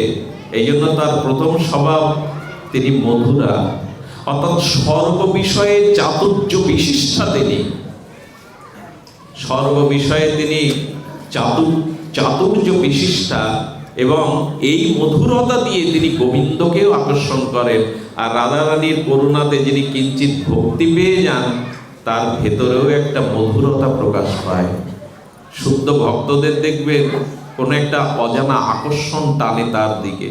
শুদ্ধ ভক্তদের যেখানে উপস্থিত হয় ওখানে শোক থাকে না, তাপ থাকে না, স্থানটা যেন মধুময় হয়ে যায়। গৃহে যদি কখনো শুদ্ধ ভক্ত আসে, দেখবেন ওই গৃহের শোক, তাপ, যন্ত্রণা কিছুক্ষণের জন্য প্রশমিত। মধুরা থেকে মধুর, তার চলা, তার হাস্য, তার লাস্য, সকল কিছু মধুর থেকে মধুর। রাধারানী হতে নিত্য কিশোরী। দ্বিতীয় গুণ হলো রাধারানী কখনো যুবতী না। আমি একটা অনুরোধ করি, বর্তমান আমাদের সিরিয়ালে যেভাবে রাধারানীকে দেখানো হয়, আমার মনে হয় এটা যথার্থ রূপে দেখানো বা প্রকাশ করা হয় না। রাধারানী হলেন নিত্য কিশোরী, যুবতী নন। অর্থাৎ যৌবনটা উকি দিচ্ছে, কিন্তু উনি কিশোরী। নিত্য কিশোরী কেমন জানেন? আমার মনে হয়, আমি এক আচার্যের মুখে শুনেছিলাম, প্রারব্ধে কিন্তু আমাদের শিশুকাল চলে গেছে না, কিন্তু শিশুত্বটা হারিয়ে বসেন না। প্রারব্ধে শিশুকাল চলে যাক, কিন্তু শিশুত্বটা হৃদয়ে রাখুন, এটা হারিয়ে বলবেন না। রাধারানীর মধ্যে কিশোরী ভাব, অর্থাৎ তিনি সর্বদা কেমন। কীর্তিদা মা বলছেন, রাধে আরে দিন দিন বড় হচ্ছিস, তোকে বিবাহ দিতে হবে, আর তুই এখনো কোনো কাজ শিখলে না, যা তো গোশালা থেকে গাভীকে দহন করে আন। রাধারানীকে প্রথম কীর্তিদামা কাজ দিচ্ছেন। রাধারানী দুধের পাত্র নিয়ে যখন গোশালায় গেছেন, একটা সরলা শান্ত গাভীর দিকে তাকিয়ে বলছেন, কি করে দহন করতে হয় তাও তো আমি জানি। দেখুন কত সরলা, কিছুই জানেন না উনি। গাভীর কাছে গেলে গাভী ফ্যাল ফ্যাল করে তাকিয়ে বলছেন, রাধে তুমি দুগ্ধ দহন করতে গেলে তোমার ক্লেশ হবে, আমি তোমাকে দুগ্ধ দহন করতে দেব না। গাভীরও প্রীতি এসে গেছে রাধারানীর মহিমা। তো দূরে দাঁড়িয়ে দেখছেন শ্যামসুন্দর দাঁড়িয়ে আছে। গরুটা করেছে কি, দড়ি কেটে শ্যামসুন্দরের কাছে দৌড়ে গেছে। রাধারানী বলছে, দাঁড়া দাঁড়া, পাত্র নিয়ে ছুটতে ছুটতে দেখে সামনে শ্যাম। রাধা এটা তোমার কাজ না, গাভী দহন তোমার কাজ না। গাভীটা যেমন বলছে, শ্যামসুন্দর তুমি ধুয়ে দাও না, রাধারানী গাভীটা তুমি ধুয়ে দাও। রাধারানী কষ্ট পাবে, গাভীও চাইছেন না। তো শ্যামসুন্দরকে বলছে, দেখো আমি তো গাভী দহন করতে পারি না, কাজটা তুমি করে দাও না। শ্যামসুন্দর বলছেন, ঠিক আছে দাও। গাভীকে দহন করলে দুধের পাত্রটা রাধারানী যেই নিতে গেছেন, মাকে দেখাবে, আজ প্রথম কাজ দিয়েছে, না পারলে বকবে। শ্যামসুন্দর বললেন, এটা তো দেওয়া যাবে না। বলে, না দিলে মায়ের কাছে আমি অকৃতকার্য হব, মুখ দেখাবো কি করে? দাও শ্যাম। বলে, দিতে পারি। তুমি একটা ফুল তোমার খোপাতে গুজে ওই কদম্ব বৃক্ষের তলে একটু হেসে দাও না। কতটা সরলা হলে, কতটা কিশোরী হলে, বড় হলে এটা সম্ভব তার দ্বারা? গোবিন্দ যা যা বলছেন দুধটা পাওয়ার জন্য, কখনো হাসছেন, কখনো বা কদম্ব বৃক্ষের তলে মাথায় ফুল গুজে গোবিন্দকে আনন্দ দিচ্ছেন। রাধারানী এতটা সরলা, মাকে গিয়ে দেখালেন। এই জন্য আমরা যতই বড় হই, আমাদের শৈশবটা, শিশুত্বটা যেন হারিয়ে পড়বেন না। আজকে একটা দুঃখের বিষয় কি জানেন? সহসা অল্পতেই সবাই বৃদ্ধ হয়ে যাচ্ছে। এটা খুব দুঃখের ঘটনা। অল্পতেই সকলে বিদ্ধ হয়ে যাচ্ছে। আমাদের শিশুত্বটা, সরলতাটা কোথায় যেন শুকিয়ে যাচ্ছে।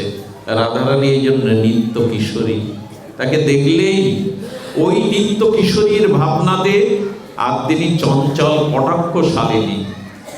রাধারানীর চোখের যে কালো অংশটা না, ওইটা আসলে শ্যাম সুন্দর। উনি সরাসরি কারোর দিকে তাকান না, একটু মনিটা বাঁকিয়ে তাকান। এই জন্য দেখবেন যাকে সরাসরি দেখা হয় তাকে ঠিক দেখা হয় না, আর যে যাকে দেখে আমার মনে হয় না দেখাতেই বেশি দেখা হয়। যে গোবিন্দ আমাদের সবকিছু দেখেন কিনা, অথচ আমরা জানি ভগবান কিছু দেখছেন না, কিন্তু উনি সবার আগে সবকিছু দেখছেন। রাধারানীর নয়নে অন্য কিছুই ধরা পড়ে না। রাধারানী তার নয়নে, বচনে, সকল কর্মে, সকল মননে, সকল হৃদয়তন্ত্রে শুধু শ্যাম সুন্দরকে দেখেন, আর কাউকে। আর যে আমার শ্যামকে ভালোবাসে, রাধারানী তার দিকে তাকান। মৃদু মধুর হাস্যময়ী। আচ্ছা, রাধারানী যখন মানও করেন গোবিন্দের প্রতি, তখন ওনার মুখে হাসি লেগে থাকে। রাধারানীর বদনের দিকে তাকাবেন, যখন উনি মানও করছেন, তখন ওনার মুখের কোণে হাসি। গোবিন্দ যখন খুব বিরহ কাতর হতেন, এসে বলতেন, রায় একটু তোমার বদনের হাসিটা আমায় দেখাও, ওই হাসিতেই আমি সকল কিছু বলতে পারি। খবরদার, এখানে যেন রক্ত মাংসের বুদ্ধি আনবেন না। এই লীলা কিন্তু প্রাকৃত নায়ক নায়িকার কোনো রক্ত মাংসের লীলা নয়। গোবিন্দের লাদিনী শক্তির কাছে এমনি করে তিনি বলে যাচ্ছেন। আর একটা আছে গোবিন্দের, সেটা হলো শুভ রেখান্বিতা। আমার কি মনে হয় জানেন, যারা খুব সৌভাগ্যশালিনী, সৌভাগ্যবতী, তাদের দেহের কিছু শুভ লক্ষণ, অঙ্গ প্রত্যঙ্গের কিছু শুভ রেখা লক্ষণ প্রকাশ পায়। আমার মনে হয় মানুষের ভেতরের ভাবনাটা তার রূপে এসে ধরা দেয়। এই জন্য যাদের ভিতরে সৌভাগ্য আছে, তাদের কিছু রেখা, তাদের কিছু বাহ্যিক লক্ষণ। আমি এমনও দেখেছি, রানীর মতো সুন্দরী তারা লোকের বাড়িতে বাসন মাজছেন, অথচ সুন্দরী না, তারা রাজত্ব করছেন। এটার কারণ তিনি সৌভাগ্যশালিনী। রাধারানীর প্রতিটি অঙ্গের মাঝে, যেমন যার গলাতে দেখবেন 3টে রেখা, এই যে গলা ভাঁজ পড়লে যার 3টে রেখা, রাধারানীর গোবিন্দের এই 3টে রেখা, এটা 3টা রেখা সহজে হয় না। যার হয় জানবেন সে অনেক সৌভাগ্যশালিনী। তো রাধারানীর মধ্যে ছিল এই রেখান্বিতা, শুভ রেখান্বিতা। গুণ না থাকলে কেন গোস্বামীগণ তারই উপাসনা করবেন? আচ্ছা, তার মধ্যে আরেকটি গুণ হলো করুণাময়ী। এটা বলেই আমি বিশ্রাম করছি। কি গুণের কথা বললাম? এটি আমার অন্তিম বিশ্রাম কথা। রাধারানীর করুণা সবকিছু ছাপিয়ে গেছে। রাধারানী করুণাময়ী বলেই তো তার চরণ, তার আশ্রয়, তার নাম, তার গুণগুণ, তাকেই কেন আমরা উপাসনা করব? গোবিন্দেরও অত করুণা, আবার বলি গোবিন্দেরও এত করুণা নাই। রাধারানীদের যে করুণা আছে, রূপ গোস্বামী একদিন সকালবেলা ভাবছে, আপনারা এই জায়গাটা ব্রজ দর্শনে গেলে যাবেন। এই জায়গাটা রূপ গোস্বামীর ভজনচলী টের কদম, নামটা একটু বলে দিই। এই কাল কোলাহলের দিনে এখন ওই জায়গায় গেলে আপনি অনুভূতি পাবেন। জায়গাটার নাম টের কদম। এই টের কদমে রূপ গোস্বামীর ভজনস্থলী। সকালে বসে বসে ভাবছে, রাধারানীকে কতদিন একটু পরমান্ন দেইনি, যদি একটু পরমান্ন দিতে পারতাম। যেই মনে করেছে, সঙ্গে সঙ্গে একটা বালিকা সামনে এসে দাঁড়িয়েছে।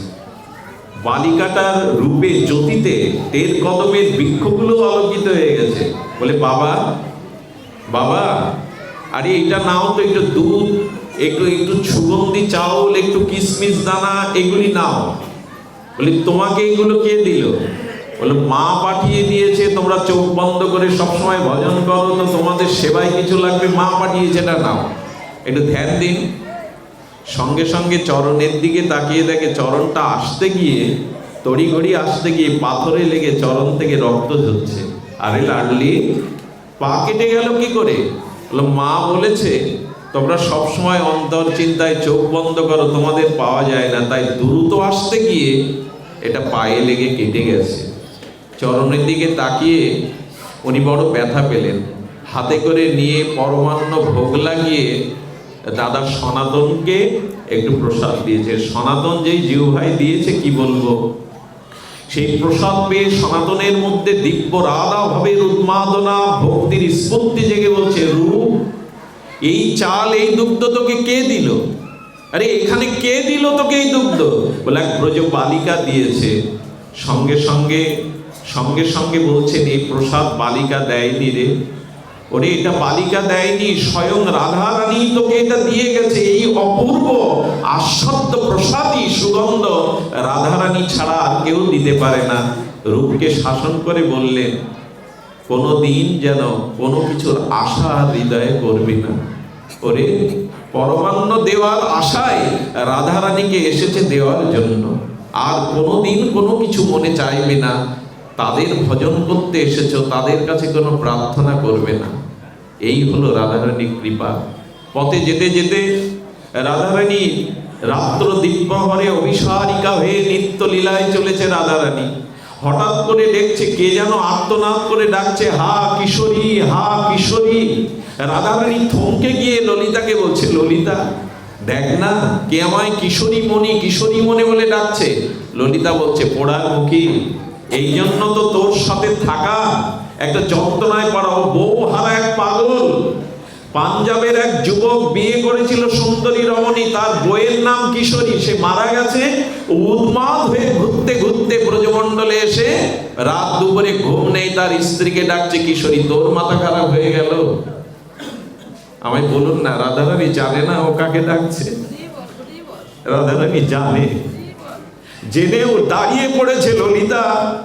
ওর ডাকের মধ্যে বড় আত্মনাদ আছে, আমার নামও তো কিশোরী, যা ওকে আমার কাছে নিয়ে যায়। আরে ও বউ পাগলা, উন্মাদ, যেই হোক ও তো কিশোরী বলে দেখছে। এই করুণা কার আছে গো? কার এই করুণা আছে? সঙ্গে সঙ্গে ললিতা বলছেন, আরে পুরুষ দেহ নিয়ে তো লীলাতে আনবে কি করে? রাধারানী বললেন, আমার চরণ ধুলো নিয়ে যা। আমার চরণ ধুলিটা ওর মস্তকে দেওয়ার সাথে সাথে এই পুরুষ দেহ পরিত্যাগ করে আমার কিশোরী রূপ নিয়ে নেবে। যা আমার কাছে নিয়ে আয়। সারা জীবন রাধারানীর ভজন করেনি, শুধু একটুখানি ডাক পৌঁছে গেছে, হা কিশোরী তুমি কোথায়? এই ডাকেই ললিতা তাকে চিরদিনের সখী করে রাধারানীর চরণে আনলেন।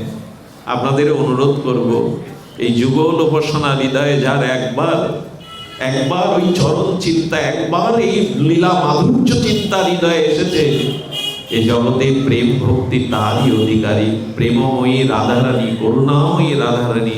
আর সারা বিশ্বব্যাপী কেন রাধা নামের এত প্রকট হচ্ছে? কেন রাধা রাধা বলতে বলতে ব্রজবাসী সহ বৈষ্ণবরা এত উতাল হয়?